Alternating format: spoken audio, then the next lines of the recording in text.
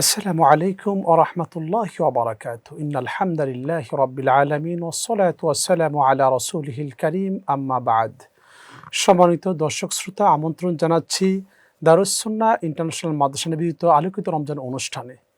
এই রহমতের মাসে, বরকতের মাসে সকলে ভালো আছেন, আমাদের সাথে আছেন।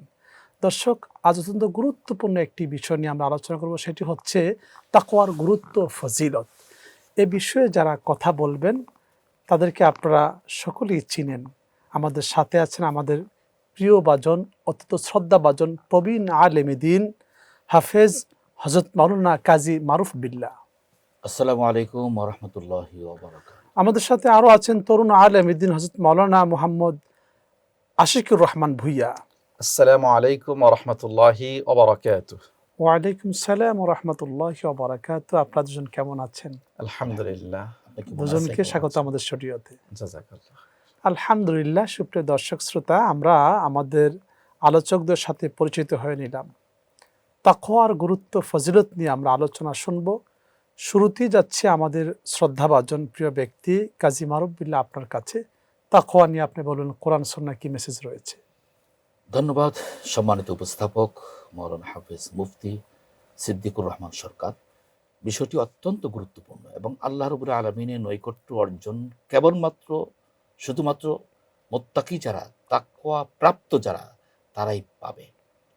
আল্লাহ রাব্বুল আলামিন কোরআন কারিমে বারবার তাকওয়ার কথা বলেছেন। কেন বলেছেন? যে তাকওয়া এমন একটি গুরুত্বপূর্ণ বিষয়, যে বিষয় অর্জন করা অবধারিত প্রত্যেক ব্যক্তির জন্য, কি পুরুষ কি নারী কি ব্যক্তি, সকলের জন্য অবধারিত তাকওয়া অবলম্বন করা।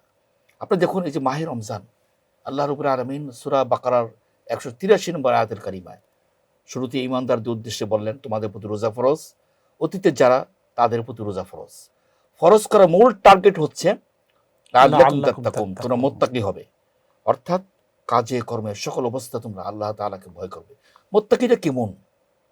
আপনি দেখুন, সকাল থেকে সন্ধ্যা পর্যন্ত সমস্ত পানাহার, কামাচার, মিথ্যাচার, সমস্ত অন্যায় কর্মকাণ্ড থেকে মানুষ দূরে থাকে। কেন দূরে থাকে? আল্লাহ রাব্বুল আলামিনের ভয়ে।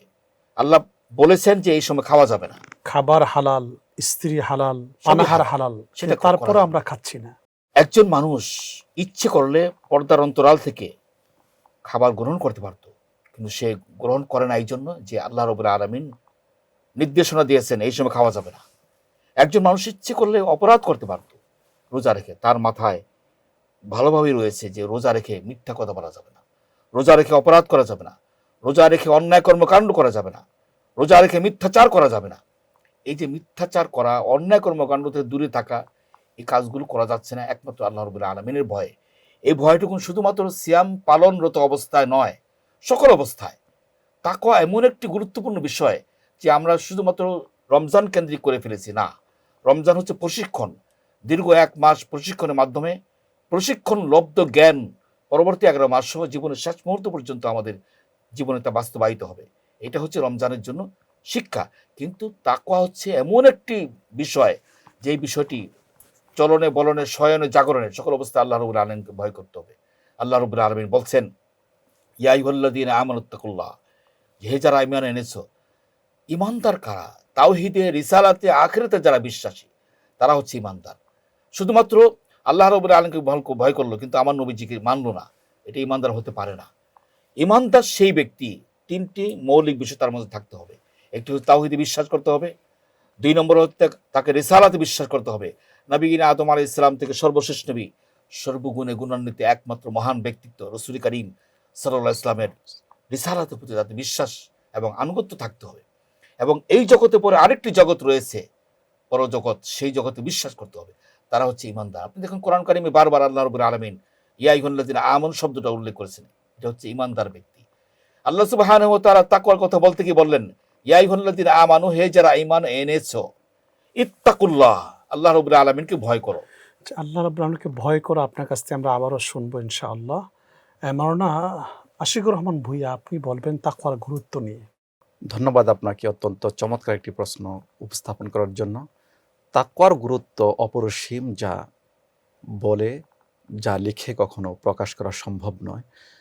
কেননা আমরা দেখতে পাই কোরআনুল কারীমের শুরু থেকে শেষ পর্যন্ত যতগুলো আয়াতে কারিমা রয়েছে, আল্লাহ সুবহানাহু ওয়া তাআলা আয়াতে কারিমাগুলোর মধ্যে মুমিন মুসলমানের বিভিন্ন বিশেষণ তিনি দান করেছেন।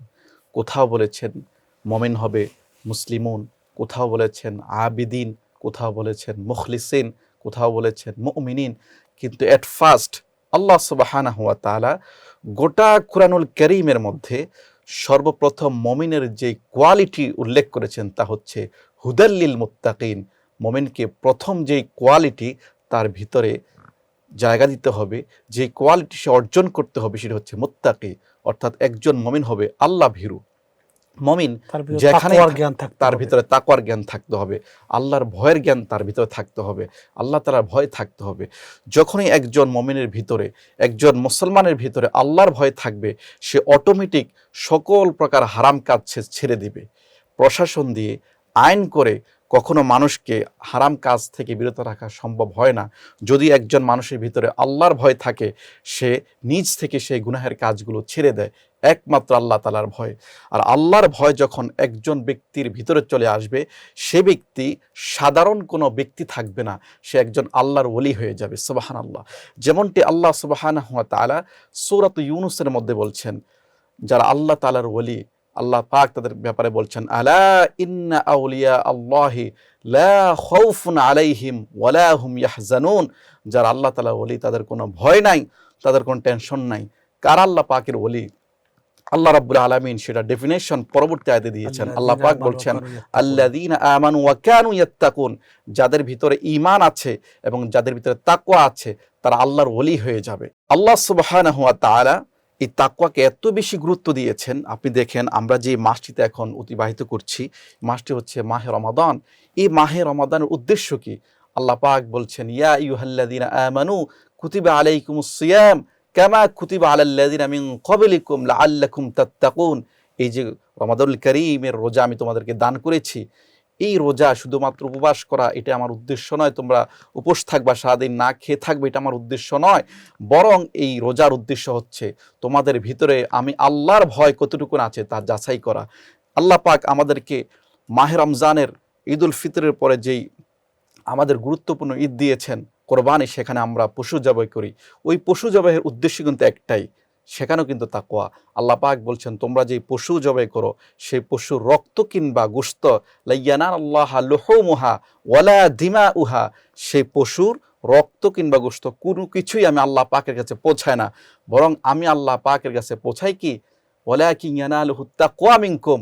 তোমার এই পশু জবাইয়ের মাধ্যমে তোমরা কতটুকু আমি আল্লাহর ভয় হৃদয়ে, তোমাদের হৃদয়ের প্রাচীর স্থান দিতে পেরেছো, তা যাচাই করাই আমি আল্লাহ পাকের উদ্দেশ্য। আপনি চমৎকার বলছেন মাওলানা কাজী মারুফ বিল্লাহ। আপনি বলছিলেন যে তাকওয়ার যে ডেফিনেশন বলছিলেন আপনি, এই তাকওয়া যারা অর্জন করেন তাদের জন্য আল্লাহর দরবারে কি মর্যাদা রয়েছে আপনার কাছ থেকে শুনবো। তবে বিরতির পর, সুপ্রিয় দর্শক শ্রোতা, আপনারা দেখছেন দারুস সুন্নাহ ইন্টারন্যাশনাল মাদ্রাসা নিবেদিত আলোকিত রমজান। নিশ্চয় ছোট্ট একটি বিরতি, আমাদের সাথেই থাকুন, ফিরছে আমরা কিছুক্ষণের মধ্যে ইনশাআল্লাহ।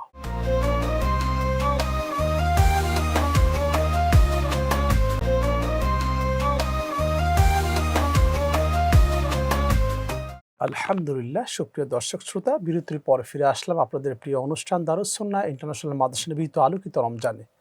দর্শক, আমরা আমাদের মূল আলোচনায় ফিরছি। মোহতারাম, আপনি যেখানে বলছিলেন যে তাকওয়ার সেই ডেফিনেশন নিয়ে বলছিলেন, আপনি যে বিষয়টা অত্যন্ত গুরুত্বপূর্ণ, এই জন্য যে এটা বলার বিষয় না, এটা করার বিষয়। তাকওয়ার মাধ্যমে তার জীবন গঠন করবে। আল্লাহ রাব্বুল আলামিন তাই তো বলছেন যে, হে ঈমানদারগণ, তোমরা আল্লাহ তাআলাকে ভয় করো। এখানে একটা বুঝার বিষয় রয়েছে। আল্লাহ রাব্বুল আলামিন বলেন, ইয়া আইয়ুহাল্লাযীনা আমানুত্তাকুল্লাহ, হে ঈমানদারগণ, তোমরা আল্লাহকে ভয় করো। এখানে করবেন বলে কিন্তু শেষ করে পারতেন, কিন্তু আল্লাহ রাব্বুল আলামিন এখানে শেষ করলেন না। হাক্কা তুকাতি, যেভাবে ভয় করা উচিত, অর্থাৎ আল্লাহকে ভয় করো। ভয় করা বলতে পুরোপুরি ভয় হলো না, কারণ হাক্কা তুকাতি, যেভাবে ভয় করা উচিত, অর্থাৎ আল্লাহ তাআলা যেভাবে চাচ্ছেন আমাকে এইভাবে ভয় করতে হবে। আল্লাহ রাব্বুল আলামিন কেন ভয় করব তাকে? আল্লাহ রাব্বুল আলামিন আমাদের বিধান দিয়েছেন। আমরা যখন পৃথিবীতে আসি, পৃথিবীতে আসার পরে, আসার পূর্বক্ষণেই আমাদের রুহের জগতের সকলকে সমবেত করলেন। আল্লাহ সুবহানাহু ওয়া তাআলা সমবেত করে আমাদের কমিটমেন্ট নিলেন, আলাস্তু বিরব্বিকুম, আমি কি তোমাদের প্রতিপালক নই? আমরা কিন্তু সমবেত কণ্ঠে স্বীকারোক্তি প্রদান করেছিলাম, কালু বালা। সেখানে স্বীকারোক্তির সাক্ষী দিয়েছিলাম, হ্যাঁ আপনি আমাদের রব। আমরা পৃথিবীতে আসার পরে আমাদের গোটা জীবন আমাদের পরিচালিত হলো, আমরা কিভাবে আল্লাহ রাব্বুল আলামিনকে রব মানলাম, অর্থাৎ চলনে বরণে শয়নে জাগরণে সর্বক্ষেত্রে আল্লাহ সুবহানাহু ওয়া তাআলাকে ভয় করলাম কিনা, সেটা আল্লাহ সুবহানাহু ওয়া তাআলা জানতে চাচ্ছেন। এবং আমরা যখন এই জগৎ থেকে পরজগতে আবার পাড়া দিব, তখন সেই রবের কথা আবার, আর রব্বুক, তোমার রবকে, অর্থাৎ শুরুতেই আল্লাহ সুবহানাহু ওয়া তাআলা বললেন আমি কি তোমাদের রব নই?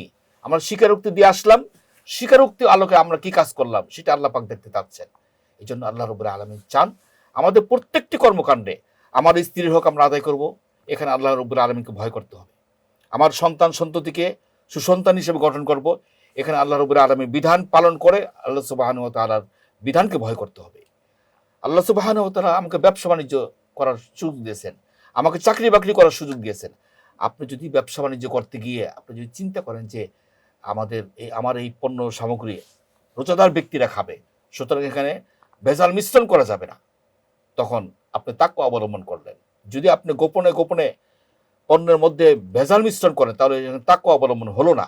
এই জন্য প্রত্যেকটি ক্ষেত্রে তাকওয়ার কোনো বিকল্প নেই। আমার অধিকার আমি কি পালন করলাম, এই ক্ষেত্রে কোরআন কারীমের বিধানগুলো আমাদের পুরোপুরি বাস্তবায়ন করতে হবে। আপনি কোরআন যা চমৎকার বলেছে, বলছেন। জি, মাওলানা আশিকুর রহমান ভুইয়া, আপনি বলবেন যে তাকওয়াবান ব্যক্তির বৈশিষ্ট্য কি রয়েছে? জাযাকুমুল্লাহ খায়ের, অত্যন্ত সুন্দর একটি প্রশ্ন উপস্থাপন করার জন্য। যে ব্যক্তি তাকওয়াবান হবে সে ব্যক্তি কখনো মিথ্যা বলতে পারবে না, সে ব্যক্তি কখনো অন্যায়ভাবে অপরের সম্পদ ভক্ষণ করতে পারবে না, কারো প্রতি জুলুম করতে পারবে না, কারণ তাকওয়া তাকে শিখায় অন্যায় থেকে বিরত থাকা। এই জন্য আল্লাহর হাবিব সাল্লাল্লাহু আলাইহি ওয়াসাল্লাম হাদিস পাকের মধ্যে খুব চমৎকারভাবে বলেছেন, ইত্তাকিল্লাহ হাইসু মা কুনতুম, তুমি যেখানেই থাকো আল্লাহ তাআলাকে ভয় করো, যে অবস্থায় থাকো না কেন আল্লাহ পাককে ভয় করো। তোমার হৃদয়ের মাঝে এই বিশ্বাস নিয়ে আসো, আল্লাহ ইজ ওয়াচিং মি, আল্লাহ রাব্বুল আলামিন আমাকে সর্বদা দেখতে পাচ্ছে। যেমনটি আমার রসুল সাল্লাল্লাহু আলাইহি ওয়াসাল্লাম, সহিহ মুসলিম একটি হাদিস স্পষ্টভাবে এসেছে, হযরত জিবরাইল আমিনের প্রশ্নের জবাবে আল্লাহ রসুল বলেছেন, হযরত জিবরাইল আমিন আল্লাহ রসুলকে প্রশ্ন করেছেন, আখবিরনি আনিল ইহসান, আল্লাহ রসুল ইহসান কি জিনিস? আল্লাহ রসুল বলেছেন, আল ইহসানু আন তা'বুদাল্লাহ কাআন্নাকা তারাহু ফাইন লাম তাকুন তারাহু ফাইন্নাহু ইয়ারাক। তুমি তোমার ভিতরে এই টেন্ডেন্সি রাখো, তুমি যেখানেই থাকো না কেন তুমি আল্লাহকে দেখতেছো, আর তোমার ভিতরে যদি এই টেন্ডেন্সি, এই অনুভূতি কাজ না করে, তাহলে তুমি অবশ্যই মনে রাখবা জগতের যিনি মালিক আল্লাহ সুবহানাহু ওয়া তাআলা অবশ্যই তোমাকে দেখতে পাচ্ছেন। আর আল্লাহ পাক আমাদেরকে দেখতেছেন, তিনি কেমন দেখেন? মুফাসসিরিনে কেরাম সুস্পষ্টভাবে তাফসীর কিতাবগুলোর মাঝে খুব সুন্দরভাবে ব্যাখ্যা করে বলেছেন, আল্লাহ পাক এমন দেখেন, ইন্নাল্লাহা ইয়ারা জিরিয়ানাল মা'a ফি খিলালিল উদ ওয়া ইয়াসমা'ু দাবিবান নামলি ফি লায়ালিস সুদ। সুবহানাল্লাহ, আল্লাহ সুবহানাহু ওয়া তাআলা কেমন দেখেন যখন একটি গাছের মধ্যে ভিতর দিয়ে তার আগা পর্যন্ত, তার পাতা পর্যন্ত যে পানি চলে, সেই পানি চলাটা পৃথিবীর কোনো চক্ষু দেখতে পারে না, সেই পানি চলাটা দেখেন আমার আল্লাহ। আর অন্ধকার রাতে, ঘুটঘুটে অমাবস্যার রাতে যেই জমিনের মধ্যে পিপিলিকা হাঁটে, সেই পিপিলিকা চলার সময় যে ক্ষীণ অল্প শব্দটুকুন হয়, পৃথিবীর কোনো কান সেই শব্দটুকুন শুনতে পারে না, সেই শব্দটুকুন শোনেন একমাত্র আল্লাহ। আমরা মুমিন মুসলমান যদি সর্বদা এই ভয় আমাদের ভিতরে রাখি যে আল্লাহ সুবহানাহু ওয়া তাআলা আমাদেরকে দেখতে পাচ্ছেন, তাহলে আমরা কখনো অপরের ক্ষতি করতে পারবো না, মিথ্যা কথা বলতে পারবো না, ওজনে কম দিতে পারবো না, সুদ খেতে পারবো না, ঘুষ খেতে পারবো না। এই ভয় যদি আমাদের ভিতরে থাকে, তাহলে আমরা হয়ে যাব মুত্তাকি।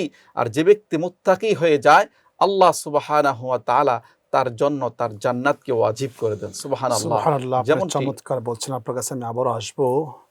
মুহতারাম, আপনি বলবেন যে রাসূল করিম সাল্লাল্লাহু আলাইহি সাল্লাম বলছিলেন তাকওয়া হাহুনা, 3 বার বলেছিলেন যে তাকওয়া এই জায়গায়। এই যে এই হাদিসের ব্যাখ্যাটা আসলে কি? রাসূলুল্লাহ সাল্লাল্লাহু আলাইহি ওয়াসাল্লামের এই বক্তব্যটি মুহাদ্দিসিন কেরাম বিভিন্ন আঙ্গিকে ব্যাখ্যা দিয়েছেন। যে রাসূলুল্লাহ সাল্লাল্লাহু আলাইহি ওয়াসাল্লাম এই কথা বলে বোঝাতে চেয়েছেন যে অন্তঃকরণ আমাকে আগে বিশ্বাস করতে হবে। আপনারা জানেন আয়েশা রাদিয়াল্লাহু তাআলা আনহা থেকে যে হাদিসটি এসেছে যে এই তাসদিক বিল জিনান ওয়াল আমালু বিল আরকান, মানুষের যে বিশ্বাস রয়েছে, প্রথম অন্তঃকরণ বিশ্বাস করতে হবে, মুখে স্বীকারোক্তি প্রদান করতে হবে, এবং তার অঙ্গ প্রত্যঙ্গের মাধ্যমে এগুলো তাকে প্রকাশ করতে হবে। রাসূলুল্লাহ সাল্লাল্লাহু আলাইহি ওয়াসাল্লাম এই জন্য তাকওয়া হাহুনা কলবে আঙ্গুন ইশারা করেছেন নিজের কলবের দিকে, অর্থাৎ অন্তঃকরণের দিকে। তার মানে হচ্ছে অন্তঃকরণে পুরোপুরি বিশ্বাস করতে হবে আল্লাহ রাব্বুল আলামিনকে, তার বিধানাবলী আমি বাস্তবায়ন করব, তার বিধানাবলীর প্রতি আমি ইতমিনান থাকব এবং সে আলোকে জীবন গঠন করব। আপনারা দেখুন, আমরা তাকওয়ার কথা বলি, আল্লাহ সুবহানাহু ওয়া তাআলা কাদের নৈকট্য দান করবেন? আল্লাহ সুবহানাহু ওয়া তাআলা বলেন, ইন্না আকরামাকুম ইনদাল্লাহি আতকাকুম, যারা আমার কাছে সম্মানিত হবে, আমার নৈকট্য সান্নিধ্য যারা পাবে তারা হচ্ছে মুত্তাকি। মুত্তাকি ব্যতি রেখে আল্লাহ রাব্বুল আলামিনের সান্নিধ্য পাওয়ার কোনো সুযোগ নেই। এই জন্য আল্লাহ সুবহানাহু ওয়া তাআলাকে পেতে হলে, তার দিদার লাভ করতে হলে এবং তার সন্তুষ্টি রেজামন্দি হাসিল করতে হলে মুত্তাকি ছাড়া কোনো বিকল্প নেই। এই জন্য আমাদের সকল কর্মকাণ্ডের মধ্যে সবচেয়ে গুরুত্বপূর্ণ হচ্ছে তাকওয়াকে অগ্রাধিকার দেওয়া লাগবে, অর্থাৎ আল্লাহ রাব্বুল আলামিনকে সার্বক্ষণিক ভয় করে তার বিধানগুলি পালন করতে হবে। আমরা ভয় করলাম কিন্তু বিধান পালন করলাম না, এমনটা হবে না। ভয় করার পাশাপাশি সেগুলো বাস্তবায়ন করতে হবে তার কর্মকাণ্ডের মাধ্যমে। আল্লাহ রাব্বুল আলামিন সূরা আল মুলকের ২য় আয়াতে বলছেন, আল্লাযী খালাকাল মাউতা ওয়াল হায়াতা, আল্লাহ সুবহানাহু ওয়া তাআলা জীবন মৃত্যু সৃষ্টি করেছেন লিয়াবলুয়াকুম, তোমাদের ট্রাই করার জন্য, যাচাই বাছাই করার জন্য, আইয়ুকুম আহসানু আমালা, তোমাদের মধ্যে সর্বশ্রেষ্ঠ আমলটি কে করে। এই জন্য আমরা মুখে মুখে বললাম আল্লাহ তোমাকে ভয় করি, কিন্তু ভয় কতটুকুন করলো কর্মক্ষেত্রে বোঝা যাবে। এই জন্য আমাদের প্রত্যেকটি কর্মকাণ্ডে, ব্যবসা বাণিজ্যের ক্ষেত্রে, স্ত্রীর হক আদায় করার ক্ষেত্রে, সন্তান সন্ততি থেকে শুরু করে আমাদের প্রতিবেশী, আমাদের দূরের প্রতিবেশী, কাছের প্রতিবেশী, এতিম মিসকিন অসহায়, এক কথায় আল্লাহ সুবহানাহু ওয়া তাআলা সকল বিধান পালন করার ক্ষেত্রে আল্লাহ সুবহানাহু ওয়া তাআলা কতটুকু ভয় করলাম। ভয় এবং পালন অঙ্গাঅঙ্গিভাবে জড়িত। শুধুমাত্র ভয় করলাম পালন করলাম না, এটা তাকওয়া নয়। ভয় করলাম এবং পালন করব, দুইটা অঙ্গাঅঙ্গিভাবে জড়িত, দুইটা সমন্বয় হচ্ছে তাকওয়া। এই জন্য আল্লাহ রাব্বুল আলামিন বলছেন, ইন্না আকরামাকুম ইনদাল্লাহি আতকাকুম, আমার কাছে সম্মানিত, আমার কাছে গ্রহণযোগ্য সেই ব্যক্তি হবে যে ব্যক্তি মুত্তাকি, যে ব্যক্তি তাকওয়া অর্জন করতে পেরেছে। এই জন্য মাহে রমজান আমাদেরকে কি শিক্ষা দেয়? মাহে রমজান দিনে পানাহার, কামাচার, মিথ্যাচার থেকে দূরে থাকার মাধ্যমে শুধুমাত্র আমরা আল্লাহ রাব্বুল আলামিনকে ভয় করলাম এবং প্র্যাকটিক্যাল আমরা করলাম। আমরা পানাহার করলাম না, আল্লাহ সুবহানাহু ওয়া তাআলা বিধান পালন করলাম। মিথ্যাচার করলাম না, আল্লাহ রাব্বুল আলামিনের বিধান পালন করলাম। এবং অন্যায় কর্মকাণ্ড থেকে, অপরের হক নষ্ট করা থেকে দূরে থাকলাম, আল্লাহ রাব্বুল আলামিনের বিধান পালন করলাম। এই জন্য মাহে রমজানের যে শিক্ষাগুলো আমাদের জীবনে এগুলো বাস্তবায়ন অবধারিত। এবং সর্বশেষ মোহতারাম, একটু সময় নিচ্ছি যে আমরা শেষ রাতে উঠি, মাহে রমজানে আমরা সেহরি খাওয়ার জন্য উঠি। শেষ রাতে ওঠার মূল টার্গেট হচ্ছে আল্লাহ রাব্বুল আলামিনকে ভয় করে তার সঙ্গে সুনিবিড় সম্পর্ক তৈরি করা। আল্লাহকে ভয় করা যে কতটা গুরুত্বপূর্ণ। সারা দুনিয়া মানুষ ঘুমিয়ে আছে, আমি অজু করে ২-৪ রাকাত নামাজ পড়ে আল্লাহ সুবহানাহু ওয়া তাআলাকে আমি যখন ভয় করলাম, আল্লাহ পাক ডাক দিচ্ছেন, আল্লাহ আমি মুস্তাগফিরিন, এমন কে আছে ক্ষমা চাও, আমি রব্বুল আলামিন তোমার জীবনের সমস্ত গুনাহগুলো ক্ষমা করে দিব। সুতরাং তাকওয়া অবলম্বন কথার মাধ্যমে, আমলের মাধ্যমে আমাদের সমন্বয় সাধন করে আল্লাহ রাব্বুল আলামিন নৈকট্য অর্জন করার ক্ষেত্রে গুরুত্বপূর্ণ ভূমিকা পালন করে। অসংখ্য ধন্যবাদ দুজনকে আমাদেরকে সময় দেওয়ার জন্য। সুপ্রিয় দর্শক শ্রোতা, অত্যন্ত গুরুত্বপূর্ণ একটি বিষয় হলো তাকওয়া। তাকওয়া ছাড়া মানুষের কোনো আমল আল্লাহর দরবারে গৃহীত হয় না, এবং আমাদেরকে তাকওয়া অর্জন করেই আল্লাহ সুবহানাহু ওয়া তাআলার নৈকট্য হাসিল করতে হবে। আল্লাহ তাআলা আমাদের সবাইকে এই বিষয়টি বোঝার, অনুধাবন করার এবং আমল করার তৌফিক দান করুক, এই আশা ব্যক্ত রেখে আজ এখানেই বিদায় নিচ্ছি। দেখা হবে আগামীকাল একই সময় একই অনুষ্ঠানে। সেই পর্যন্ত সকলে ভালো থাকবেন, সুস্থ থাকবেন, অবশ্যই বিজয় টিভির সাথেই থাকবেন। আল্লাহ হাফেজ।